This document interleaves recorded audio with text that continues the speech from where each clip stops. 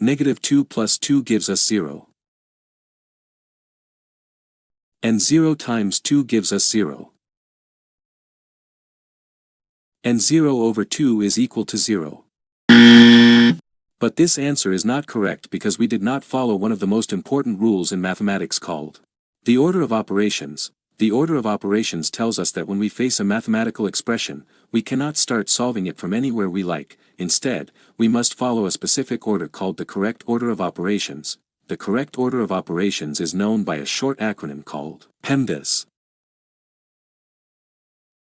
P stands for parentheses. E stands for exponents and roots. M stands for multiplication.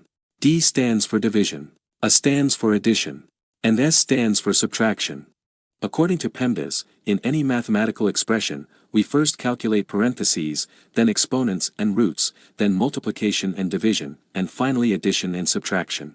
Remember that multiplication and division have equal priority in any expression that has both multiplication and division. We move from left to right and perform whichever we reach first. This rule also applies to addition and subtraction. Now, with these explanations, let's solve the question from the beginning of the video. But before solving it, please like the video and subscribe to the channel, and if you have any questions, ask them in the comments. The expression is -2 plus 2 times 2 all over 2. In this expression, we see one addition and one multiplication. Since multiplication has higher priority, we first calculate 2 times 2, which becomes 4. Then we calculate -2 plus 4, which becomes 2. And 2 over 2 is equal to 1. 1 is our final and correct answer.